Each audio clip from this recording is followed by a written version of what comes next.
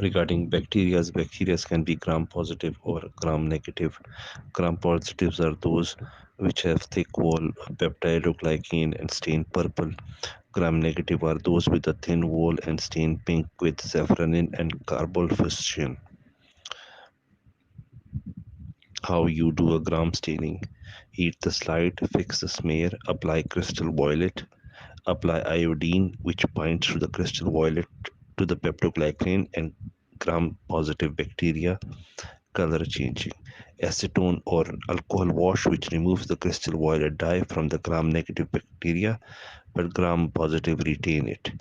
Now counterstain with safranin, which is a pink dye, and gram-negative will stain pink.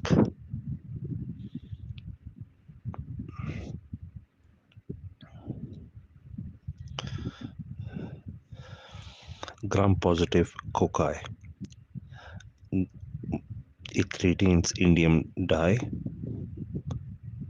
and Staphylococcus aureus is an example. They can be MRSA positive, that is, they carry MAC-A genes, which encodes to penicillin binding protein. Lives in nose, throat, and skin. Nasal mucocin and path with 4% chlorhexidine can eradicate it.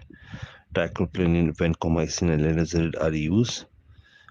PBL toxin produced by some strains of Staph aureus as well. More aggressive, kill white blood cells and causes severe soft tissue and bone infection. MSSA is a clinical strain with a high risk of PBL gene. 30% of population are carriers. Staph epidermidis implant removal for cure, and Strep A and Strep B. Strep A and Strep B are known for pneumonia and can show MAC-A gene. Gram-positive bacilli, Clostridia an example, Clostridia tetani, perfringens, and difficile. Anthrax is also gram-positive bacilli. Propionibacterium acne can happen in the shoulder surgery. Clindamycin, vancomycin, and teicoplanin is used for them. Gram-negative cocci is Neisseria gonorrhea, which can cause gonorrhea and meningitis. Gram-negative bacilli, Pseudomonas, E. coli, H. influenzae, Salmonella species are there. They ESBL, extended spectrum beta lactamase. These are resistant to many penicillin and cephalosporin antibiotics. The main two bacteria which are extended spectrum beta lactamase ESBL are E. coli and Klebsiella. Regarding the characteristics, the bacteria consist of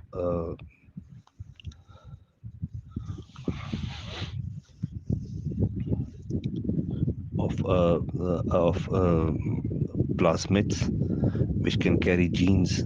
These are circular extrachromosomal DNA, which can replicate independent of the host DNA.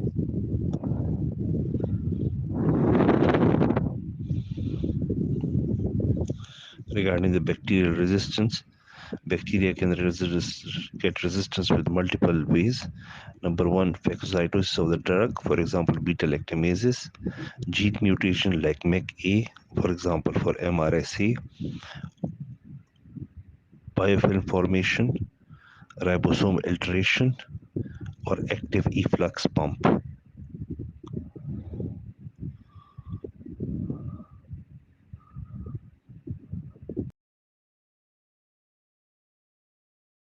Regarding the mechanism of antibiotics, some can affect cell wall synthesis like beta lactamases, vancomycin, bacitracin, and polymyxin. Some can affect the nucleic acid synthesis at the level of ribosomes. Regarding beta lactamase, they consist of beta lactam antibiotics consist of penicillin, cephalosporin, carbapenems. They inhibit cell wall synthesis and effectiveness against gram-positive cocci.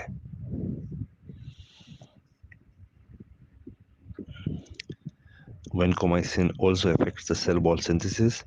This is good for MRSA, Oral, not absorbed, use can be used for Clostridium difficile infection.